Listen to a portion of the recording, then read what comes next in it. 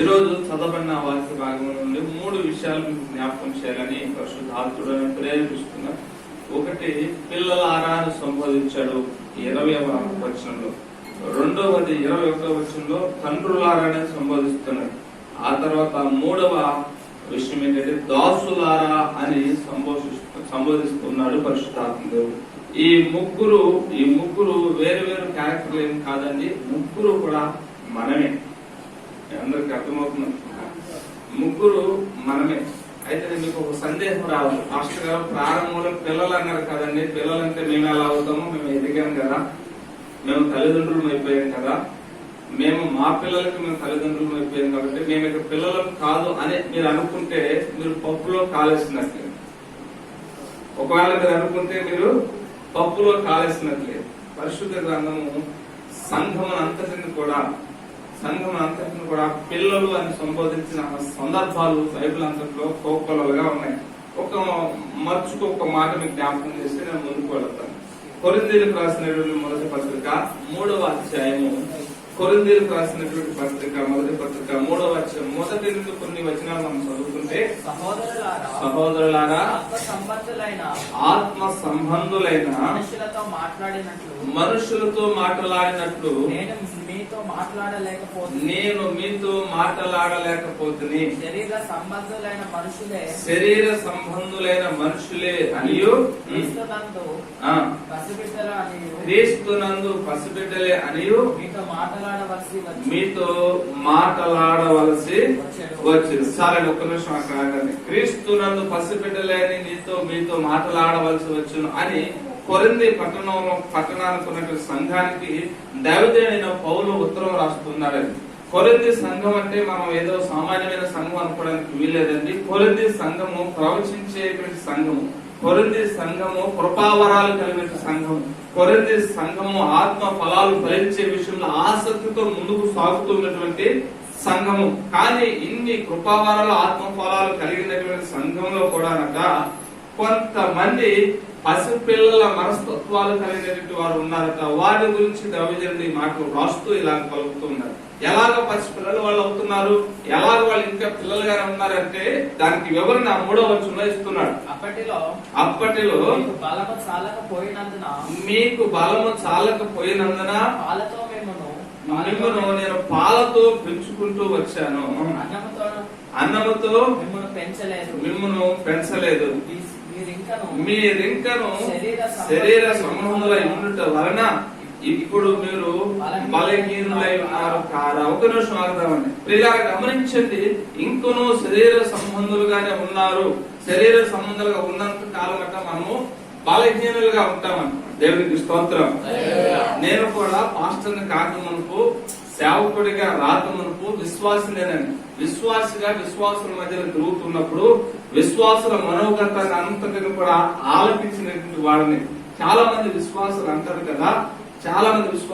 కదా, మాస్టర్ గారు ఈ రోజు నాకు ప్రార్థనకు అవకాశం ఇచ్చారని చెప్ప, సీనియర్స్ రాలేదేమో అందుకనే నాకు ఇచ్చారు, జూనియర్ కదా. అంటే ఏం చేయాలి? స్వభావం అంటే శరీర సంబంధమైన స్వభావం. సీనియర్లు రాలేదు కాబట్టి నాకు అవకాశం ఇచ్చారు అని సరిగేటువంటి గుంపులు కొంతమంది ఉంటారండి. మరికొంతమంది ఏ విధంగా ఆలోచన చేస్తారు తెలుసా? మాస్టర్ గారికి ఎవరు దొరకకపోతే నేను అక్కడికి వస్తాను, ఎవరైనా దొరుకుంటే బహుశా నా దగ్గరికి రాడేమో అని మాట్లాడుతూ ఉంటారండి. ఇవన్నీ విని వచ్చినట్లు అనుభవం నాకు. దేవుని బిడ్డలారా, ఒకసారి మనం ఆలోచన చేయాలి. ఇలాంటి ఆలోచన, ఇలాంటి తలంపులు, ఇలాంటి మాటలు ఎలాంటివంటే ఇంకనూ మనం క్రీస్తునందు పసిబిడ్డల వంటి స్వభావం కలిగిన వారమే. ఇంకనూ క్రీస్తునందు పసిబిడ్డల వంటి స్వభావం కలిగినటువంటి వారమే.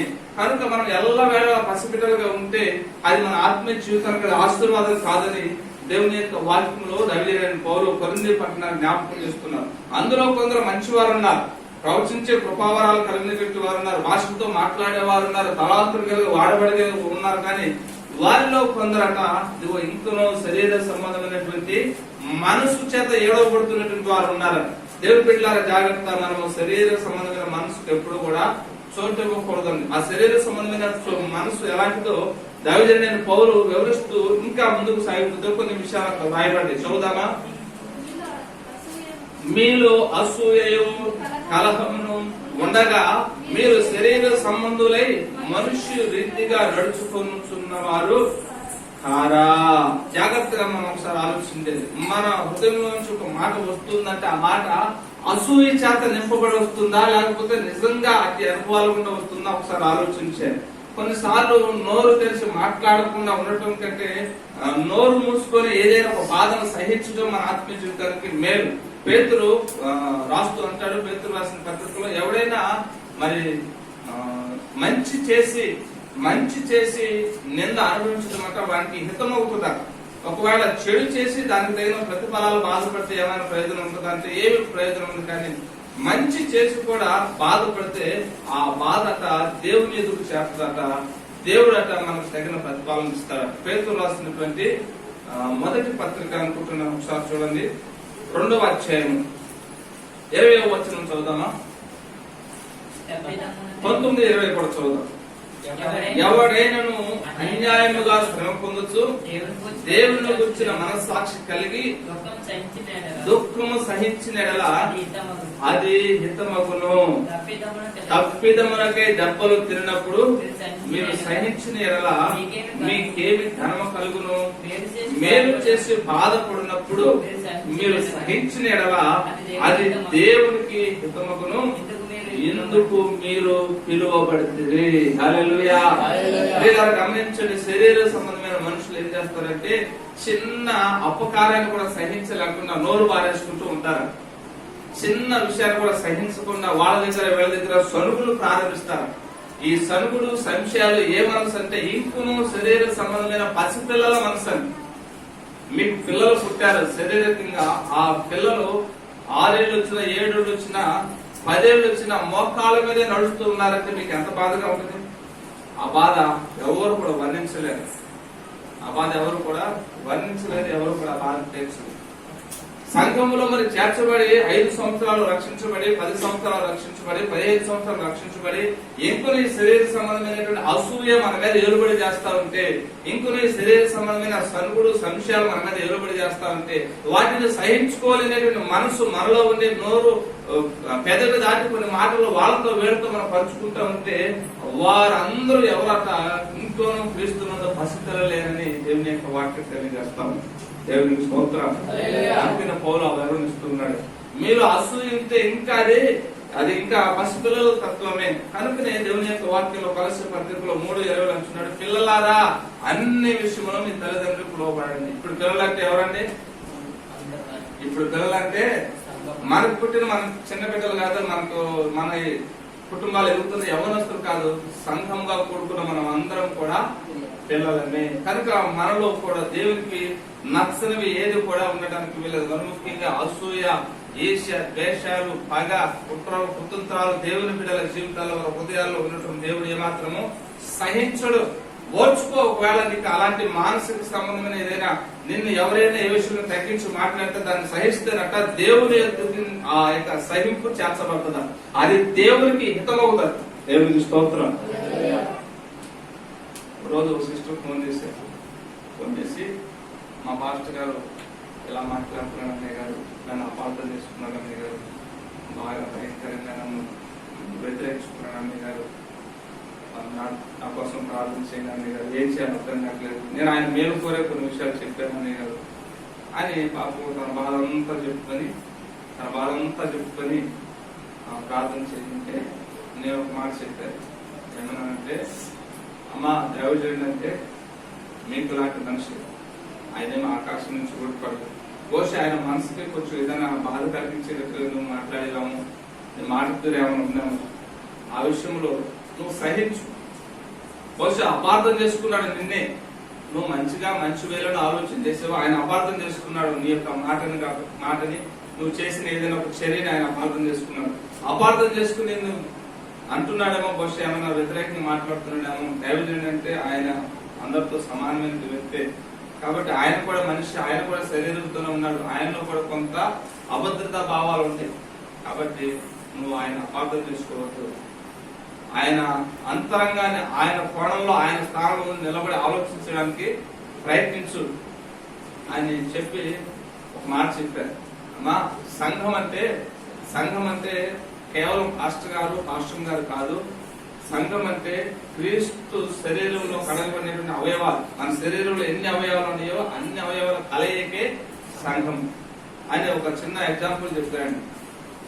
దావీదు కాలంలో సామాను మోసేటువంటి వాడికి, యుద్ధంలో పనిచేసేటువంటి వాడికి ఎలాంటి ఉన్నతమైన హోదా ఉంటుందో అదే యుద్ధానికి సంబంధించిన సామాను అందించేటువంటి వాడికి, ఒక యుద్ధ వీరుడికి సామాను అందించే వాడికి కూడా సమానమైనటువంటి ఆధిక్యతను దావీదు కలుగు చేసినటువంటి చరిత్ర నాకు కనబడతాం.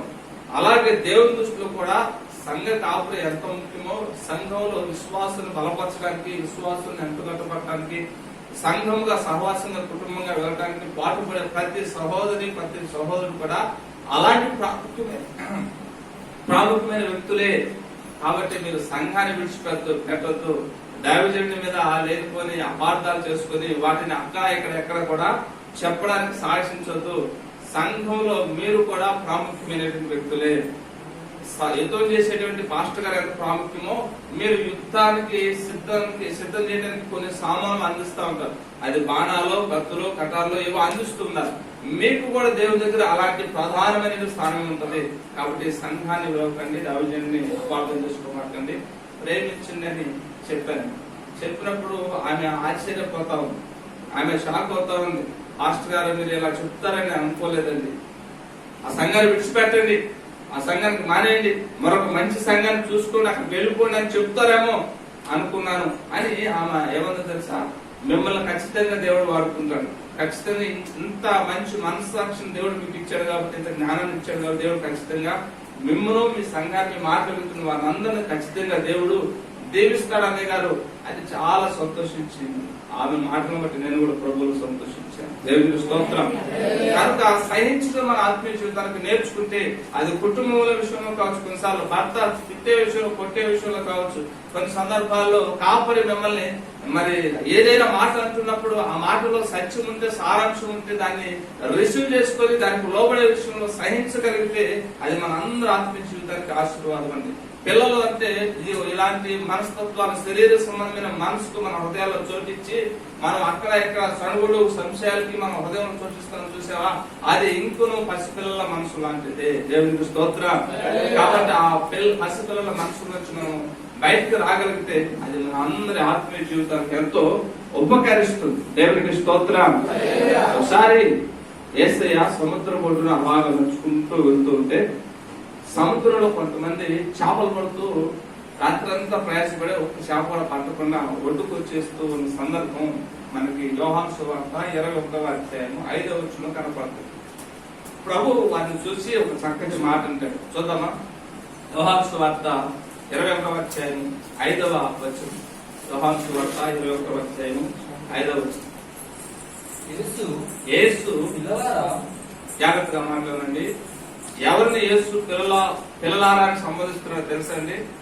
33.5 సంవత్సరాల పరిచర్యలో 3.5 సంవత్సరాలు ఆయనతో పాటు ఆయన వయసు కలిగినటువంటి సమకాలికులైనటువంటి శిష్యులందరినీ, యేసు ప్రభు శిష్యుల్లో పేతురట యేసు ప్రభు కంటే 1 year 2 year పెద్దవాడని చరిత్ర కాలం చెప్తారు. అందుకే ఆయన ప్రతి ఆయన కూడా తొందరపడి, నీకేం తెలుసు ప్రభా, నాకు ఎక్కువ తెలుసు అన్నట్లుగా ముందుకి వస్తా ఉంటాడమ్మా పేతురు.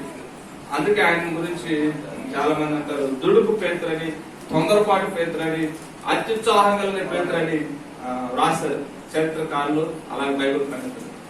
చదువున్నానా? పిల్లలారా భోజనమునకు మీ యొద్ద ఏమైనా ఉన్నదా అని వారిని అడుగగా లేదని వారాయనతో చెప్పిరి. చాలు. పిల్లలారా అన్న వెంటనే ఎవరివయ్యా నువ్వు, మమ్మల్ని పిల్లలు అంటామేంటి, మాకే మా అంత వయసు వచ్చిన పిల్లలు చాలా మంది ఉంటే అని వాళ్ళు అనొచ్చు. కానీ అన్నారా? అనలేదు. పిల్లలారానికి సంబంధించిన వెంటనే మా దగ్గర ఏమి లేవునైనా చేపలు పట్టుకున్నామని రాత్రంతా పట్టా ప్రయత్నించాం, ఒక్క చేప కూడా పడలేదన్నట్లుగా వాళ్ళ నిస్సహాయ స్థితిని పిల్లలారా అని తండ్రి స్థానంలో ఉంది పలికినటువంటి ప్రభుని యేసుక్రీస్తు మాటలో వాళ్ళు విన్న వెంటనే మా దగ్గర ఏమి లేదని వాళ్ళు జవాబిచ్చారు. దేవునికి స్తోత్రం. దేవుని చిత్తాన్ని విడిచి దేవుని చిత్తానికి వ్యతిరేకంగా ప్రయాణం చేసి ఏదో సాధిద్దామని యేసు ప్రభు శిష్యులు ఆయన మరణించిన తర్వాత సముద్ర వ్యాప్తికి వెళ్లిన సందర్భం. సముద్రపు వాటికి వెళ్ళి మేము యేసుక్రీస్తు మాటలు విడిచిపెట్టి ఏదో సాధిద్దాం ఏదో పొందుకున్నామని వేటాడటానికి పోయారు. కానీ ఒక్క చేప అంటే ఒక్క చేప కూడా పడలేదు. హల్లెలూయా. రాత్రంతయు శ్రమ పడినా రాలేదు ప్రభు జయము, రహదారులు వెదకినను రాగాయను ప్రతిఫలము.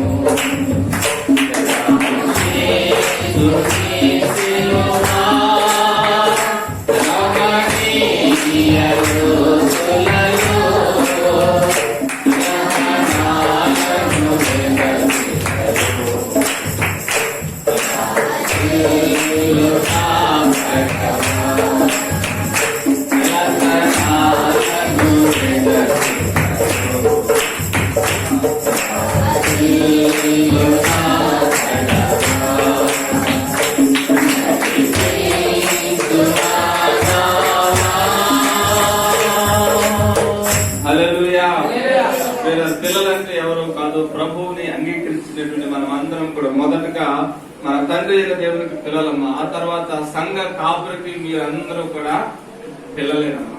హల్లెలూయా. కొన్ని సందర్భాల్లో పాస్టర్ గారు వయసు ఎంత, నా వయసు ఎంత, నా తోడు పట్టుకొని నన్ను పాస్టర్ గారు 10 మందిలో పట్టుకొని నిందిస్తాడా, 10 మందిలో పట్టుకొని వాక్యంతో నన్ను హెచ్చరిస్తాడా అని మరి అలిగేటువంటి కొంతమంది సంఘస్థులు కూడా లేకపోలేదు. వాళ్ళ మనసులో వాళ్ళు ఇంకా ఎలాంటి వాళ్ళు దేవుని దృష్టిలో ఇంకా వాళ్ళు చిన్నపిల్లలే, వయసుకు మాత్రమే పెద్దవాళ్ళు కానీ వయసుకి మాత్రమే వాళ్ళు పెద్దవారే కానీ వాళ్ళు ఇంకా ఆధ్యాత్మిక జీవితంలో చిన్నవారే. కనుక మనము దేవునిలో బలమైనటువంటి వ్యక్తులుగా బలవంతులుగా తయారవ్వాలనేది దేవుని యొక్క ఆశ. అందుకని మాట పిల్లలారా అన్ని విషయంలో మీ తల్లిదండ్రుల మాట వినండి, ప్రభువును బట్ట మనకి మేలుడు కలుగు చేస్తారు. ఇక అసలైనటువంటి యవన బృందం దగ్గరికి మనం వద్దామండి. యవనస్తుల కొరకు పౌలు ఒక చక్కటి మాట తిమోతిని ఉద్దేశించి నేటి దినాన మన కొరకు కూడా రాయించిన మాట 4వ అధ్యాయం 11వ వచనం చదువుతామా? మొదటి తిమోతి రాసిన పత్రిక 4వ అధ్యాయం 11వ వచనంలో, ఓ ఎవరుడైనా తిమోతి, నీ యవ్వనమును బట్టి ఎవడును నిన్ను తృణీకరింపనీయకుండా కానీ మాటలోను ప్రవర్తనలోను ప్రేమలోను విశ్వాసములోను పవిత్రతలోను విశ్వాసులకు మాదిరిగా ఉండు. ఓ యవనస్తులారా, మనమంతా విశ్వాసులమైన మనమందరం విశ్వాసులు యవనస్తులైన ప్రతివారు విశ్వాసుల కట మాదిరిగా ఉండాలంట. నేటి దినాన యవనస్తులు తృణీకారానికి గురవుతూ ఉన్నారు. ఎవరును కూడా మీ యవ్వనాన్ని బట్టి మిమ్మల్ని తృణీకరించకూడదు అంటాడు. యవ్వనము సహజంగా తెలియనటువంటి బలాన్ని మనకు అనుగ్రహిస్తూ ఉంటది. యవ్వనము కొంత జ్ఞానాన్ని మనకు తెచ్చిపెడతా ఉంటది. యవ్వనము సహజంగా తిరుగుబాటు స్వభావాన్ని మనకు తెలియకుండానే మన శరీరానికి అది అప్లై చేస్తూ ఉంటుంది. అయితే దేవుని పిల్లలుగా దైవ జ్ఞానం కలిగినటువంటి యవన బిడ్డలు నేర్చుకోవాల్సిన సత్యం ఏంటంటే, నీ యవ్వనాన్ని బట్టి ఎవడు కూడా మనను తిరుగుబాటు చేయకుండా చూసుకోవాలి. హల్లెలూయా. సహజంగా నీకున్నంత బలం, యవనస్తుకున్నంత బలం మీ తండ్రికి ఉండదు. ఎందుకంటే మీ కొరకు కష్టపడి మీ యొక్క భవిష్యత్తు కొరకు వారి యొక్క జీవితాన్ని త్యాగం చేస్తారు. కాబట్టి మరొక మాటలో చెప్పాలంటే వారు పడిన కష్టమే మీ యవ్వనానికి యవ్వన శక్తికి కారణం. ఆ సంగతి మర్చిపోయి యవ్వన కాలంలో ఒక రాగానే చాలా మంది దుర్మార్గులు అక్కడక్కడ న్యూస్ లో చూస్తూ ఉంటే చాలా బాధేస్తా ఉంటుంది. తండ్రిని కొట్టాడట కుమారుడు, తల్లిని కొట్టిందట కుమార్తె. ఇంకా భయంకరమైన వార్తలు మనం చూస్తున్నాం. యవనస్తులు బహుగా సాతాను చేత ప్రేరేపించబడినటువంటి వారై ఈ లోక సంబంధమైన వ్యసనాలు చుట్టుకున్నటువంటి దౌర్భాగ్య స్థితిలోకి వెళ్ళిపోతున్నారు. అయితే దేవుని బిడ్డల మీద మనం ఈ విషయాన్ని గుర్తుంచుకోవాలి. దేవుని బిడ్డల మీద మనం మన యవనాన్ని బట్టి ఎవడు కూడా మనను తృణీకరింపనీయకుండా చూసుకోగలిగితే అది మన అందరి ఆత్మీయ జీవితాలకి ఆశీర్వాదం. ఈ మధ్యకాలంలో వాట్సాప్ లో ఎవరో ఒక వీడియో పంపించగా చూశాను. మన అనుదిన జీవితంలో జరిగే సంఘటనలు అవి. ఒక తండ్రి అట తన కుమారుని ఎప్పుడు కూడా అరే నువ్వు అది చేయి ఇది చేయి, నువ్వు అలా వండుకో ఇలా వండుకో అని గట్టిగా తిడుతూ మందలిస్తూ ఉండేవాడట. అయితే ఆ కుమారుడికి ఎప్పుడు అది చికాకు అనిపించేదట. ఎప్పుడు మా నాన్నని ఇలానే అపార్థం చేసుకుంటాడు, ఎప్పుడు మా నాన్నని ఇలానే తిడతా ఉంటాడు అని కొంచెం మనసులో ఎక్కువగా బాధపడేవాడు. పక్క తండ్రి అంటే ప్రేమే, కానీ యవనాన్ని బట్టి కొంచెం తిరుగుబాటు తత్వం అని కొంచెం సనుకుంటూ కొనుక్కుంటూ ఉండేవాడు. ఒకరోజు ఉద్యోగానికి వెళ్ళడానికి ఇంటర్వ్యూకి వెళ్ళాల్సిన పరిస్థితి వచ్చిందంట. ఇంటర్వ్యూకి వెళ్ళడానికి సిద్ధమయ్యాడు. ఇంటర్వ్యూకి వెళ్ళాడు. చక్కగా షర్ట్ వేసుకున్నాడు, టై కట్టుకున్నాడు, చక్కగా ఇన్షర్ట్ చేసుకున్నాడు, షూస్ వేసుకున్నాడు. వెళ్తుంటే ఆ గేట్ దగ్గర గేట్ అట ఓపెన్ చేసి గాలికి అటు ఇటు ఊగుతూ ఉందంట. ఆ గాలికి అటు ఇటు ఊగుతున్నప్పుడు తన తండ్రి మాటలు అతను గుర్తుకొచ్చేయంటే, ఎప్పుడు కూడా కుమారు ఇంట్లోకి వచ్చేటప్పుడు తలుపు సరిగా వేసి వచ్చేవాడు కదా. వేసి వచ్చేవాడు కాబట్టి లోపల ఉన్న తండ్రి గేట్ సరిగా వేయకుండా లోపలికి వస్తారంటే, రే గాడిద తలుపు సరిగా వేసిరారా అని కేకేసేవాడు. కేకేసరికి ఇక తలుపు దగ్గరికి వేసి వచ్చాడు. అలాగా ఆ గేట్ గాలి కట్టి ఊగుతా ఉంటే ఆ గేట్ వేసి వస్తే బాగుంటుంది అనిపించింది తన మనసుకి. ఆ గేట్ దగ్గరికి వేసి గేట్ దగ్గర పెట్టేసి వచ్చాడు. అలా ముందుకు వెళ్తుండగా చెట్ల మొదల్లో ఉండవలసినటువంటి ఒక వాటర్ పైపు చెట్ల మొదల్లో లేకుండా అది ఆ చెట్ల మొదలకైతే వేరుగా రోడ్డు మీద పడి ఉంటే ఆ ఫ్లోర్ అంతా తడిచిపోతా ఉంటే తన తండ్రి చెప్పిన మాటలు గుర్తుకొచ్చాయట. వృధాగా ఇంట్లో నీళ్ళన్నీ కూడా వేస్ట్ చేస్తారన్న బాత్రూంలో, నీళ్లు వేసి మాకు వృధాగా నీళ్లు పోనేకూడదా, నీళ్ళంటే డబ్బులతో సమానం రా అన్న చెప్పిన మాటలు గుర్తుకొచ్చి ఆ తండ్రి చెప్పిన మాటల ప్రకారం ఆ పారిపోయి ఆ వృధాగా వేస్ట్ అవుతున్న వాటర్ ని తీసుకెళ్లి ఆ చెట్ల మొదల్లో వెళ్లి అలా ముందుకు వెళ్లి ఫస్ట్ ఫ్లోర్ లో సెకండ్ ఫ్లోర్ లో ఇంటర్వ్యూ జరుగుతా ఉంది. సెకండ్ ఫ్లోర్ కి వెళ్ళాలి. ఆ ఫస్ట్ ఫ్లోర్ కి వెళ్ళగానే ఆ ఫస్ట్ ఫ్లోర్ అంతా కూడా లైట్లు వేస్తున్నాయంట. ఎవరు కూడా జరగలేరు. అప్పుడు కూడా తండ్రి మాట జ్ఞాపకం వచ్చింది. ఆ తండ్రి ఎప్పుడు కూడా ఎవరు మనుషులు లేకుండా లైట్లు వెలుగుతా ఉంటే కరెంట్ బిల్ ఎక్కువ వస్తుంది, ఆపేమని చెప్తాడు. ఆయన ఇక్కడ ఎవరు లేరు కదా అని వెళ్లి ఆ స్విచ్లన్నింటిని కూడా ఆపేసి లైట్లు ఆపేసి ఇక ఫస్ట్ ఫ్లోర్ కి వెళ్ళాడు. ఫస్ట్ ఫ్లోర్ కి వెళ్తే అక్కడ చాలా మంది జనం లైన్ లో కూర్చొని ఉన్నారట. కూర్చున్నప్పుడు వెనకమాల లైన్ ఖాళీగా ఉంది, వెనకమాల ఎవరు లేరు, కానీ అక్కడ మాత్రం ఫ్యాన్ తిరుగుతాం. అప్పుడు ఎవరో చెప్పినట్టుగా తండ్రి మాట గుర్తుకొచ్చి అక్కడ ఎవరు లేరు కదా అని వెళ్లి ఆ ఫ్యాన్ స్విచ్ ఆపేసి ఆ ఎదల లైన్ లో కూర్చున్నారట. వచ్చినటువంటి వారందరూ కూడా ఇంటర్వ్యూకి వచ్చిన వాళ్ళు వచ్చినట్లుగా వచ్చిన దారి గుండా కాకుండా వేరే దారి గుండా వాళ్ళు వెళ్ళిపోతూ ఉన్నారట, పంపించేస్తూ ఉన్నారట. చివరిగా తన వంతు వచ్చింది. ఆ ఉద్యోగం ఇచ్చే అధికారుల దగ్గరికి వెళ్ళాల్సిన పరిస్థితి వచ్చింది. వెళ్ళాడు, తన ఫైల్ చూపించాడు, తన బయోడేటా అంతా చూపించినప్పుడు వాళ్ళు వెంటనే అన్నారంట, నీవు ఉద్యోగానికి అర్హత సంపాదించావు, నీవు ఎప్పుడు వచ్చి ఉద్యోగంలో జాయిన్ అవుతావు అన్నారు. ఆయనకి ఆశ్చర్యం వేసింది ఆ కుర్రోడికి. అరే, నన్ను ఏమి ఇంటర్వ్యూ చేయకుండానే వీళ్ళు నన్ను ఉద్యోగానికి ఎలా సెలెక్ట్ చేస్తున్నారు అని ఆశ్చర్యపోయి, సార్ నాకు ఎలా ఉద్యోగం వస్తుంది, నేను మీ ఇంటర్వ్యూలో సెలెక్ట్ కాలేదు కదా, మీరు నన్ను ఏమి ప్రశ్న అడగలేదు కదా అని అంటే, బాబు మేము ఈ కాంపౌండ్ అంతా కూడా సీసీ కెమెరాలు పెట్టాము. లోపలికి వచ్చే వారి అందరి యొక్క బిహేవియర్ ని, వారి యొక్క ప్రవర్తన మేము గమనిస్తూనే ఉన్నాం. కాబట్టి మీరు లోపలికి వచ్చినటువంటి వారి అందరిలో ద బెస్ట్ ఎవరైతే నీవే అన్నారు. దేవునికి స్తోత్రం. లోపలికి వచ్చిన వాళ్ళందరిలో బెస్ట్ ఎవరైతే నీవే అన్నప్పుడు ఆయనకు ఆశ్చర్యం వేసింది. ఎలా సార్ అంటే, ఇది వస్తున్నప్పుడు గేట్ మేమే ఓపెన్ చేసి పెట్టాను.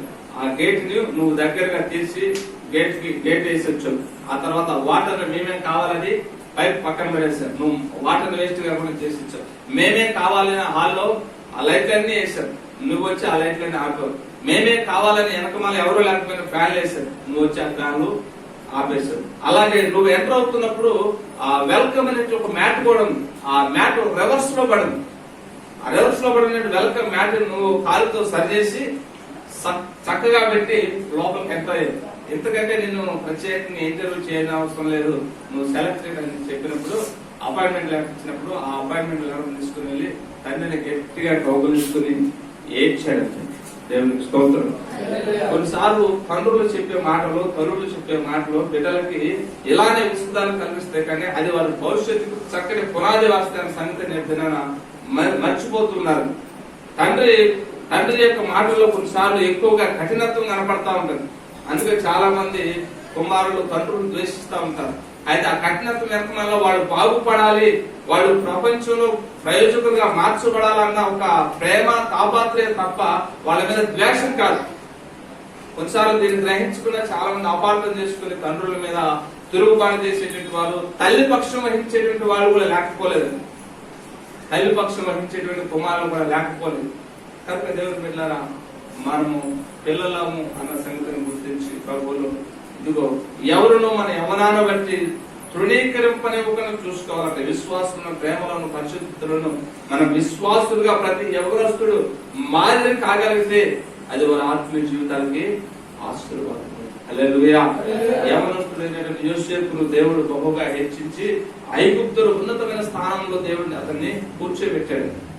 యవనస్తులైన షడ్రకు, మేషకు, అబేద్నెగోలు వారి జీవితాన్ని దేవునికి సమర్పించుకున్నప్పుడు ఆ శత్రు దేశంలో బానిసలుగా ఉన్నటువంటి దేశంలో ఉన్నతమైనటువంటి అధికారులు దేవుడు వారిని నియమించాడు. కనుక లోబడినప్పుడు, తల్లిదండ్రులకు విధేయులైనప్పుడు, దేవుని చిత్తానికి మనం సమర్పించుకున్నప్పుడు దేవుడు ఉన్నతమైనటువంటి వ్యక్తులుగా ప్రతి యవన బిడ్డని, ప్రతి సంఘ విశ్వాసులు దేవుడు దీవించడానికైనా సిద్ధంగా ఉన్నాడు. దేవునికి స్తోత్రం. ఇక ముందుకు సాగిపోతారు. రెండవ మాటకు వచ్చేసరికి, రెండవ మాటలు అక్కడ అంటాడు. రెండవ మాట 21వ వచనంలో ఏమనుంది? మూలవాక్యంలోకి వెళ్ళిపోవాలి. తండ్రులారా, జాగ్రత్తగా మాట వినండి.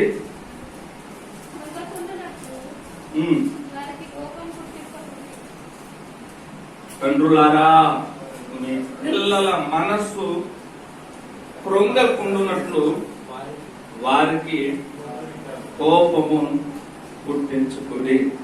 ఇది ఖచ్చితంగా తండ్రులకు వర్తించేటువంటి మాటే. మీ అందరికి తండ్రిగా ఉన్నటువంటి నాకు వర్తించేటువంటి మాటే. ఈరోజు తండ్రులు మన సంఘాల్లో కొంతమంది కనబడట్లేదు. అందరూ ఉంటే నాకు చాలా సంతోషం. తల్లులు ఎక్కువగా ఉన్నారు, తండ్రులు కనిపించట్లేదు. వారందరూ రావాలని కూడా నా యొక్క ప్రార్థన. తండ్రులారా, మీ పిల్లల మనస్సు కృంగకుండునట్లు వారికి కోపం పుట్టించుకుని. వాళ్ళకి కోపం వస్తే మమ్మల్ని ఏం చేస్తారండి? మా సొమ్ముదించున్నారు, మా కష్టాన్ని అనుభవిస్తున్నారు. అది సహజంగా తల్లిదండ్రులు అనుకుంటే అనుకోవచ్చు. కానీ వాళ్ళు ఏం చేయగలరంటే మనకు తీరని దుఃఖాన్ని మిగిల్చి వెళ్ళిపోగలరు. వాళ్ళకు కోపం వస్తే, వాళ్ళ మనసు కృంగితే మనకి జీవిత కాలంలో తీరని దుఃఖాన్ని మిగిల్చి వెళ్ళిపోగలరు. వెళ్ళిపోవడంలో రెండు రకాలు. ఒకటి, భూమి మీద నుంచి శాశ్వతంగా వెళ్ళిపోతారు. రెండవది, మన ఇంటి నుండి వాళ్ళు వెళ్ళిపోతారు. కారణం ఏంటంటే వాళ్ళ మనసు కృంగింది. ఈ రోజున చాలా మంది అమ్మాయిలు వాళ్ళ ఇంటిని విడిచిపెట్టి వేరే అబ్బాయితో వెళ్ళిపోతున్నారు. దానికి కారణం ఏంటంటే ఇంటిలో ఉండే తండ్రు లేకపోతే తల్లు వాళ్ళ మనసు కృంగునట్లుగా వాళ్ళకు కోపాన్ని తెప్పిస్తున్నారు. వాళ్ళ తండ్రి ఆ బిడ్డలకి అనుకూలమైన తండ్రిగా లేనప్పుడు, వాళ్ళ తల్లి ఆ బిడ్డలకు అనుకూలమైన తల్లిగా లేనప్పుడు, మరి ఇంటిలో ఆ బిడ్డలకు అందించవలసిన ప్రేమ పరిపూర్ణంగా ఆ బిడ్డలకు అందనప్పుడు, అది కుమారుడు కావచ్చు, కుమార్తె కావచ్చు, అందనప్పుడు లోకంలో ప్రేమ వారిని ఆకర్షిస్తుందండి. ఈ రోజున అదే సమస్య. చాలా మంది యవన బిడ్డలు ఇంటిని విడిచి వెళ్ళిపోవడానికి కారణం ఏంటంటే లోకంలో ఉన్నటువంటి ప్రేమ వారిని ఆకర్షించింది. తండ్రి గాని తన కుమార్తెని యవన కాలంలోకి వచ్చిన తర్వాత వారిని గట్టిగా హత్తుకోరు, వారిని ముద్దాడదు. వారిని గురించినటువంటి ఎక్కువగా నువ్వు అలా చదువు, ఇలా చదువు అని ఎక్కువగా ప్రెజరే ఎక్కువ ఉంటది. కానీ వారి భవిష్యత్తు మీద అది మంచిదే. కానీ దానికంటే మరి ముఖ్యంగా లోక ఆకర్షణ, లోక ప్రేమ ఒకటి ఉంది, అది ఆకర్షిస్తుందన్న సంగతి మర్చిపోతారు. మర్చిపోయి తల్లిదండ్రులు ప్రవర్తిస్తూ ఉంటారు. వాళ్ళకి తెలియకుండానే పిల్లల మనసుల్లో వీళ్ళ మీద ద్వేష భావాలను పెంచేసుకుంటూ ఉంటారు ఈ పిల్లలు. కనుకనే తండ్రులారా, మీ పిల్లల మనస్సు కృంగకుండునట్లు వారికి కోపం పుట్టించుకుని. ఎఫెసీ పత్రికలో కూడా 6వ అధ్యాయంలో కూడా ఈ మాటలే రాయబడి ఉన్నాయి. పిల్లలారా, ప్రభునందు మీ తల్లిదండ్రులకు విధేయులై ఉన్నది, ఇది ధర్మమే అన్నట్టు నీకు మేలు కలుగునట్లు నీ తల్లిని తండ్రిని సన్మానించుకున్నాను. ఆ తర్వాత ఏమంటాడు? తండ్రులకు ఇచ్చిన ఉపదేశం ఏంటి? తండ్రులారా, మీ పిల్లలకు కోపము రేపక ప్రభు యొక్క శిక్షలోను, ప్రభు యొక్క బోధలను వారిని పెంచండి. ఒకసారి సమూయేలు రాసిన గ్రంథము 20వ అధ్యాయం 30-34 మనం చదివితే, ఒక తండ్రి తన కుమారుడికి ఎలాంటి మరి కోపాన్ని పుట్టించిన సంఘటన మనకి కనబడుతుంది. ఒకసారి చూద్దామా? సమూయేలు మొదటి గ్రంథం 20వ అధ్యాయం 30-34. అంతటా యోనాతాను అతడు ఎందుకు మరణ శిక్ష నొందవలెను, అతడు ఏమి చేసినని సౌలును అడగగా 30 నుండి చదువుదాం. సౌలు యోనాతాను మీద బహుగా కోపపడి ఆగడగొట్టు దాని కొడక, నీకును నీ తల్లి మానవునకును సిగ్గు కలుగునట్లుగా నీవు యెష్షై కుమారుని స్వీకరించిన సంగతి నాకు తెలిసినది కదా. పిల్లరా, ఈ మాట చాలా భయంకరమైన మాట. సౌలు కుమారుడైనటువంటి యోనాతాను దావీదు మంచి స్నేహితులు. ఎంత మంచి స్నేహితులు అంటే వారిద్దరు వేరు కాదు, ఒకరుగా అన్నట్లుగా వారి యొక్క స్నేహ బంధాన్ని దేవుడు కలిపాడు. అలాగా వారు స్నేహం చేస్తూ సాగిపోతున్న దినాల్లో దావీదు అంటే సౌలుకు బాగా విపరీతమైన కోపం వచ్చింది. ఎందుకు కోపం వచ్చిందంటే యుద్ధంలో గొలియాతును సంబంధించి దావీదే కదా. ఈ సంగతిని తెలుసుకున్నటువంటి ఆ కన్యకులందరూ కూడా దావీదుకు 10,000 స్తుతులు, సౌలుకు 1000 స్తుతులు అని పాడారు. పాప వాళ్ళ అజ్ఞానాన్ని బట్టి ఈ సౌలు విషపు ప్రారంభించాడు దావీదు మీద. అప్పటి నుండి సమయం దొరికితే దావీదును చంపేద్దామని ఆలోచన చేస్తా ఉన్నాడు. కానీ సౌలు యొక్క కుమారుడైన యోనాతాను మాత్రం దావీదును బహుగా ప్రేమించాడు. స్త్రీలు చూపించు ప్రేమ కంటే అధికమైన ప్రేమ దావీదు మీద యోనాతాను చూపించేవాడట.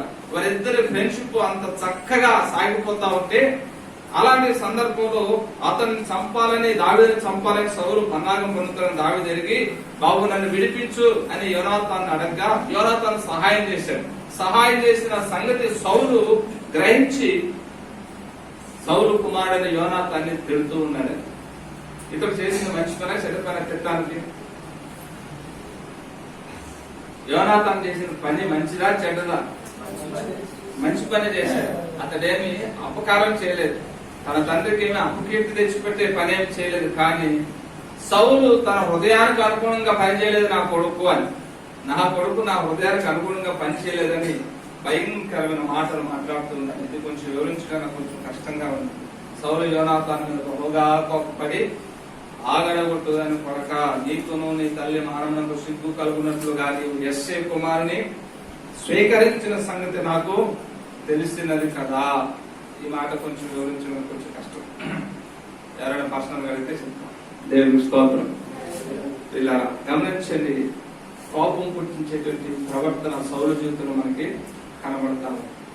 కనుక మనం ఎప్పుడు కూడా మన బిడ్డలకి వాళ్ళు కృంగిపోయేటట్లుగా, వాళ్ళ మనసు కృంగేటట్టుగా మనము మాట్లాడుతూ, ఎప్పుడు సహజంగా పిల్లల మనసు కృంగిపోతుందంటే నేను ఒక మాట రాసిపోతుంది, వీడు ఎందుకు పనికిరాదు, ఇది ఎందుకు పనికిరాదు అన్నప్పుడు వాడు బాగా కృంగిపోతాడు.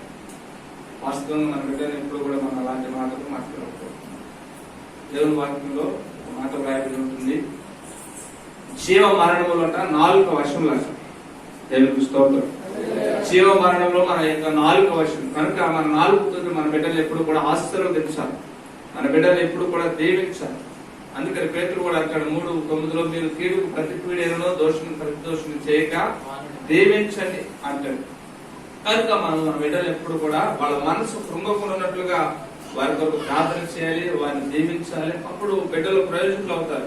అపోజ్ కొందరు మూర్ఖులుగా కొన్నిసార్లు మణితనంగా యుక్తులుగా ఉండొచ్చుకొని అలాంటి వారితో మనం అక్కడ దేవుని సన్నిధిలో కన్నీరు కార్చాల, ప్రార్థన చేయాలి. ఆయనకు మన యొక్క సమస్యని విన్నవించుకుంటే దేవుడు కలుగు చేసుకుంటాడు. దేవుడు తన గొప్ప కార్యాన్ని చేస్తాడు. పరిశుద్ధ అగస్టిన్ అనేటువంటి ఒక యవనస్తుడు పరిశుద్ధ అగస్టిన్ గా మారకు మునుపు ఓన్లీ అగస్టిన్ మాత్రమే. అతడు ఎంత దుర్మార్గుడు అంటే తన ఇంటిలో పనికి వచ్చిన పనికులతో అక్రమ సంబంధాన్ని పెట్టుకుని బహు దుర్మార్గంగా జీవిస్తున్న వ్యక్తులు అంటారు. తల్లి ఎన్నోసార్లు చెప్పింది, ఎన్నోసార్లు మందలిచ్చింది, అది తప్పురా తప్పురా అని చెప్పింది, కానీ లోబడేటువంటి మనసు లేదు. అలాగే ఇంకా ఎంతో మంది అక్రమైన జీవితం జీవిస్తూ ముందుకు సాగిపోయాడు. తల్లి ప్రార్థన చేసింది. ఒక రోజున సడన్ గా చచ్చిపోయింది కూడా. చచ్చిపోయినప్పుడు అతడు కన్నీరు ఏమీ రాలేదట.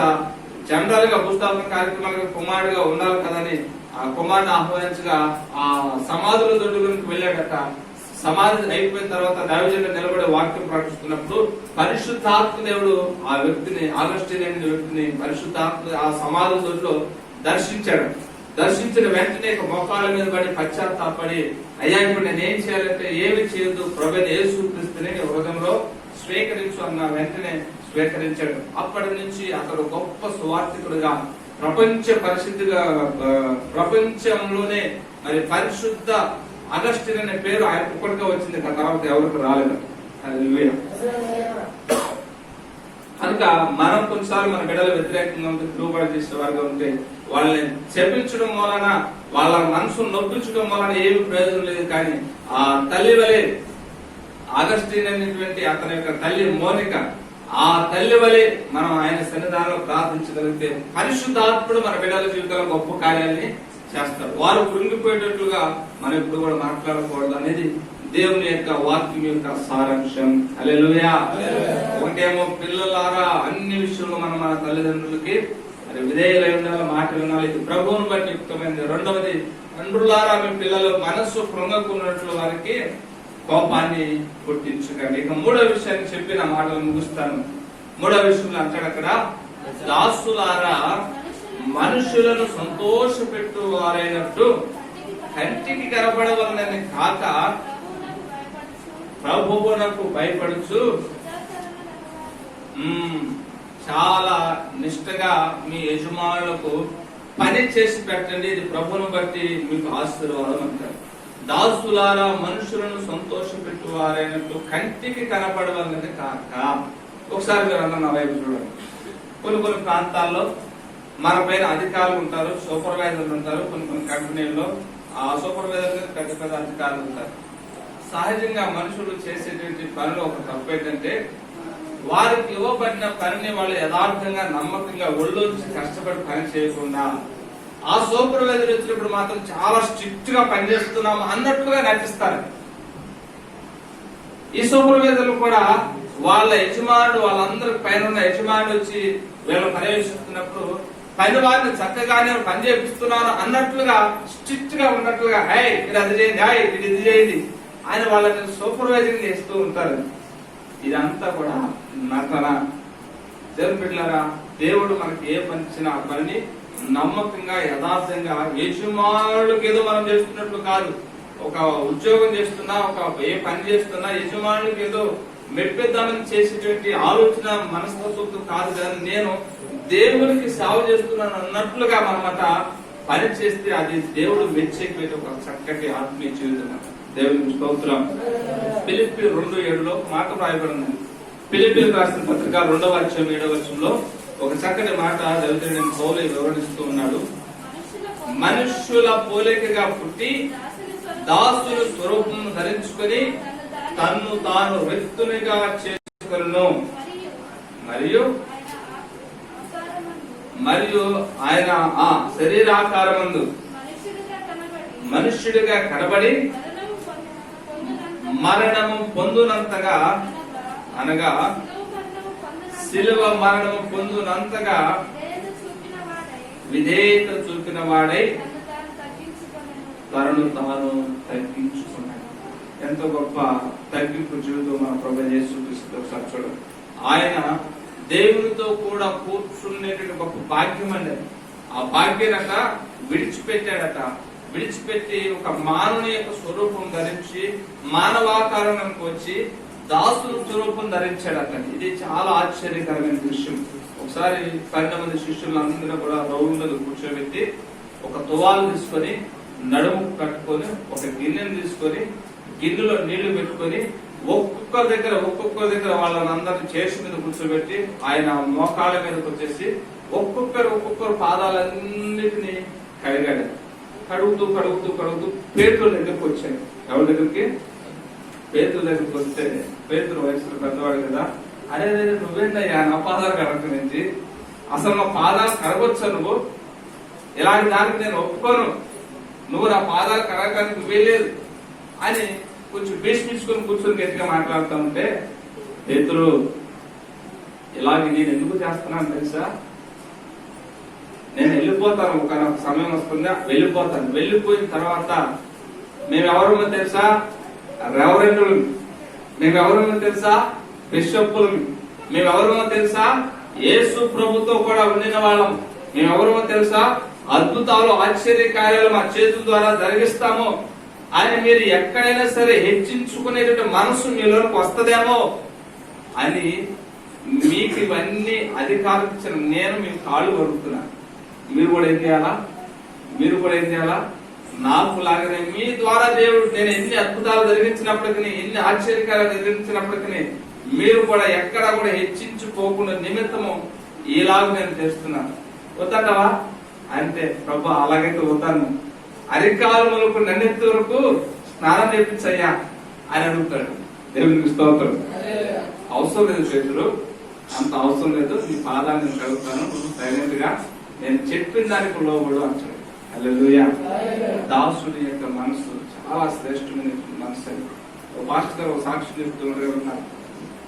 ఓ తల్లి అట ఎవరి కాలంలోనే భక్తులు కోల్పోతే మరి ఎవరు ఆమెకి అన్ని కుటుంబం ఎవరు ఆమెను హక్కును చేర్చుకోకపోతే ఆ ప్రాంతంలో ఉన్న సంఘము సంఘ కాపురి ఆమెకు సువార్త చెప్పి, అమ్మా యేసు ప్రభువు ప్రేమించే దేవుడు ఆయన, ఎవరు విడిచినా మనల్ని విడుమని ఎడబడిన దేవుడు, ఆయన ఎదురు రమ్మంటే ఇక ఎవరు ఆదుకునే పరిస్థితి లేనప్పుడు దైవజనులు సంఘము ఆమెకు సహకారులుగా ఉండగా ప్రభువు మీద ఆమెకు అపారమైన విశ్వాసం పెరిగింది.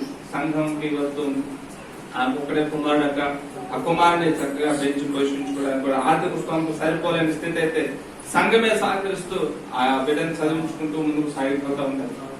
ప్రభు కృపను బట్టి ఆ కుమారుడు బాగా చదువుకుంటున్నాడు, మంచి మంచి ర్యాంకులు సంపాదిస్తున్నాడు. అయితే సండే స్కూల్లో కూడా యవన కుమారుడు చిన్న బిడ్డ ఎదుగుతూ వస్తూ ఉన్నాడట. అయితే ఆ మాస్టర్ గారు ఆ చిన్న పిల్లవాడిగా ఉన్నప్పుడు 7 ఏళ్ల వయసు ఉన్నప్పుడు ఆ పిల్లవాడికి ఒక బాధ్యత అప్పగించాడు. అదే నాన్న, చర్చికి చాలా మంది వస్తూ ఉంటారా, మరి చెప్పులే మరి దొంగతనం జరుగుతుంది, కంప్లైంట్ వస్తా ఉన్నాయి, కాబట్టి చెప్పుల కాలం కొంచెం కాపలా ఉండేనా, ఎవరైనా ముసలి వాళ్ళు వస్తే ఆ చెప్పులు స్టాండ్ లో కొంచెం చెప్పులు పెట్టుకోలేకపోతే వాళ్ళ చెప్పులు తీసుకొచ్చి పైన పెట్టి కొన్ని రోజులు ఈ చెప్పులకి కాపలాగా ఉన్నానా, ఈ గేట్ కాడ ఉన్నానంటే అలాగే మాస్టర్ గారు తప్పకుండా ఆ గేట్ కాడ ఆ చెప్పుల దగ్గర కాపలా ఉండటం ప్రారంభించాడంటే. పిల్లవాడు బాగా చదువుకుంటున్నాడు, సంవత్సరం మీద పడుతుంది, 10th క్లాస్ వరకు వచ్చాడు. 10th క్లాస్ వరకు అదే చెప్పుల స్టాండ్ దగ్గర ఉన్నారు. ఫస్ట్ ఇయర్ అదే చెప్పుల స్టాండ్, సెకండ్ ఇయర్ అదే చెప్పుల స్టాండ్. బాగా చదువుకుంటున్నాడు. ఉన్నతమైన విద్యను అభ్యసించడానికి మరి వేరే ప్రాంతానికి వెళ్లి చదువుకోవాల్సిన పరిస్థితి వచ్చింది. సంఘం అంతా కూడా సహకరించి ప్రార్థన చేసి ఆ బిడ్డని వేరే ప్రాంతాలకు పంపిస్తే దేవుడు మహాకృపలో 4 ఏళ్ళు వేరే ప్రాంతంలో ఉండి బాగా చదువుకున్నాడు. ఎంతగా దేవుడు అతన్ని చదువుకునే విషయంలో దీవించాడంటే అతడు ఒక దేశానికి కలెక్టర్ అయ్యేంతగా దేవుడు దీవించాడు. హల్లెలూయా, హల్లెలూయా. అయితే ఒకరోజు ఆ విషయం మా పాస్టర్ గారికి తెలిసింది. పాస్టర్ గారికి చెప్పాడు, అయ్యా నేను దేవుని కృపను బట్టి చదువుకున్నాను, చక్కగా ఒక రాష్ట్రానికి కలెక్టర్ గా దేవుడు నాకు అవకాశం ఇచ్చాడు, నేను మన ప్రాంతానికి ఇదిగో వచ్చే వారంలో వస్తున్నాను, దేవుడు నాకు ఇచ్చిన ఈ భాగ్యాన్ని సాక్ష్యంగా పంచుకుంటానంటే సరేనా, చాలా సంతోషం, తప్పకుండా రాని ఆహ్వానిస్తే వచ్చాడట. వచ్చిన తర్వాత బాబు ఆ మాస్టర్ గారు చెప్పాడట, నానా నువ్వు చర్చిలోకి రావాలి, నా పక్కనే కూర్చోవాలి, నా పక్కన చైర్లోనే కూర్చోవాలి, నువ్వు అందరికి సాక్ష్యం ఇవ్వాలి, నిన్ను గురించి నీ ఇంటిని గురించి చక్కగా సాక్ష్యం ఇవ్వాలంటే తప్పకుండా ఇస్తాను అన్నాడు. ఇక మాస్టర్ గారు పాటలు ప్రారంభించారు. ఆదివారం ఆరాధన క్రమం ప్రారంభించబడింది. ఇక అతను వస్తాడు, సాక్ష్యం ఇస్తాడు, నా పక్కన కూర్చుంటాడని ఎదురు చూస్తా ఉంటే ఆ రోజు వేరే ఒక స్పెషల్ స్పీకర్ ఎవరినో పిలిచారట, స్పెషల్ మీటింగ్ ఏదో ఉందంట. అయితే ఆ మీటింగ్ కి మరి వచ్చిన వాళ్ళందరూ కూడా చర్చిలోకి వెళ్తా ఉన్నారట. చెప్పులని అక్కడ విసేస్తే ఇతడు కూడా వచ్చాడంట, కానీ లోపలికి వెళ్లకుండా పాస్టర్ గారి పక్కన ఉన్న చైర్లో కూర్చోకుండా వచ్చిన ప్లేస్ లో తన కారు తనతో పాటు ఇంకా కొంతమంది పరివారం వస్తే వాళ్ళందరినీ కూడా చర్చిలో పంపించేసి ఇతడు మాత్రము ఆ గేట్ దగ్గర నిలబడి వచ్చిన వాళ్ళందరి చెప్పులు, ముసలి వాళ్ళ చెప్పులు వాళ్ళు తీసి బయట పెట్టలేని వాళ్ళందరి చెప్పులు, అంకుల్ ఆంటీ ఇగో నేను పెడతాను, మీరు దయచేసి లోపలికి వెళ్ళండి అని అందరినీ లోపల పంపిస్తా ఉంటే ఆ వస్తున్న విశ్వాసం అందరికీ కూడా ఇతన్ని ఎక్కడో చూసినట్లు ఉంది అనుకుంటున్నారు, కానీ ఎవరో గుర్తించలేదు. ఎందుకంటే 10-12వ తరగతి వరకు ఇక్కడ ఉన్నాడు. ఇంకొక 4-5 సంవత్సరాలు వేరే ప్రాంతానికి వెళ్ళేసరికి కొంచెము రూపురేఖల్లో మార్పులు వచ్చేసాయి. మనిషి కొంచెం లావ్ అయ్యాడట, కొంచెము రంగులు రూపురేఖలు మారిపోయాక ఎవరు గుర్తించట్లేదు. ఎక్కడో చూసినట్టుంది అనుకుంటున్నారే కానీ ఎవరు కూడా సరిగ్గా గుర్తించట్లేదు. అయితే వీళ్ళందరూ గుర్తింపు నాకు అవసరం లేదు, కానీ నా దేవుడు నన్ను గుర్తిస్తాడన్న విశ్వాసంతో అతను పనిచేస్తున్నాడు. అంటే పాస్టర్ గారు వస్తానంటే కదా, మాట ఇచ్చాడు కదా, ఏమైపోయాడు, సరే మీటింగ్ మధ్యలో నేను ఎందుకు అని మెల్లగా లేచి వచ్చి బయట ఫోన్ చేద్దామని బయట వచ్చి చూస్తే ఈయన చక్కగా కలెక్టర్ గారు ఎలా వస్తారు, కలెక్టర్ గారు లానే వచ్చారు. చక్కగా షూ వేసుకున్నారు, చక్కగా కోట్ వేసుకున్నారు, లోపల వైట్ షర్ట్ ఒకటి వేసుకుంటాడు. ముందు ఆ కోట్ చెమటకు వస్తుందని పక్కన పెట్టేసి ఆ వైట్ షర్ట్ తోను ఆ టై తోటి అలాగనే ఆ చెప్పులన్నీ లోపల పెడతానంటే ఇతడావుడబ్బా కొత్త పరిచారకుడు, నేను ఎప్పుడు నియమించలేదు కదా, ఎక్కడి నుంచి వచ్చాడు బాబు, ఎవరయ్యా నువ్వు అని అడిగితే వెంటనే ఎదురంగా పాస్టర్ గారు వెంటనే గుర్తు చేశాడట. బాబు నువ్వా, ఎప్పుడు వచ్చావు, అయినా నువ్వు చెప్పులు ఎక్కడ పెట్టడం ఏంటి, నువ్వు ఒక కలెక్టర్ కదా, ఒక రాష్ట్రానికి నువ్వు కలెక్టర్ కదా, ఎందుకు ఇలాంటి పని చేస్తున్నావు, లే అని బలవంతం చేసి లోపల తీసుకోకపోతే ఆగండి. నేను ఒకప్పుడు ఎక్కడి నుంచి వెళ్ళానో అది నేను పూర్తిగా మర్చిపోలేదు. ఆ స్థానాన్ని నేను ఎప్పటికీ మర్చిపోను నా జీవిత కాలం. నేను వచ్చి సాక్ష్యం పంచుకుంటాను. అయితే ఈ పరిచయం అయిన తర్వాతనే వచ్చి ఆ పరిచయంలో పాల్గొంటున్నాను అంటారు. ఆశల మనసు అంటే ఇదే. మనం ఎంత దీవించబడినప్పటికీ మన మొదటి స్థితిని మర్చిపోకుండా దేవునికి కృతజ్ఞమే ముందుకు సాగుతున్న చూసారా, అది దేవుడు మెచ్చేటువంటి గుణం. అందుకనే దాసుల గురించి అంటూ, దాసులారా మనుషులను సంతోషపెట్టువారైనట్టు కంటికి కనపడవలని కాకండి. దేవునికి స్తోత్రం. కొంతమంది కంటికి కనపడేట్టుగా ఎక్కువగా ఇష్టపడుతుంటారు, అది దేవునికి కనపడదు. మత్తయి సువార్త 6వ అధ్యాయంలో మనుషులకు కనబడవాలని వారి ఎదుట మీ నీతి క్రియలు చేయకుండా జాగ్రత్తగా చూసుకోరండి అంటారు. ఎందుకు? మనుషులు కనపడితే దేవుడు కనపడదంటే అర్థం. దేవుడికి స్తోత్రం. మీరు దానం చేసిన ధర్మం చేసిన ప్రజలందరూ ఎదుట బోర ఊదించుకునవద్దు అని అంటాడు. ఎందుకు బోర ఊదించుకోవద్దున్నాడు? ఇక్కడ బోర ఊదాడంటే పరలోకం ముందు మనకేమి బోర ఊది మనకు రావాల్సిన ఆశీర్వాదాలు మనకి రావాలి. దేవునికి స్తోత్రం. కాబట్టి మనం దాసుని స్వరూపం కలిగి, దాసుని మనసు కలిగి మనం ఈ లోక యాత్రను జీవించగలిగితే అది మన బిడ్డలకి, మన కుటుంబానికి అది ఎంతో దీవెన, ఆశీర్వాదము ఇచ్చి ఆధ్యాత్మిక జీవితాన్ని ప్రభు మన అందరికి అనుగ్రహించును గాక. దేవుడి మాటలు మన అందరి వినికిడిలో వర్ధిల్ల చేయను గాక.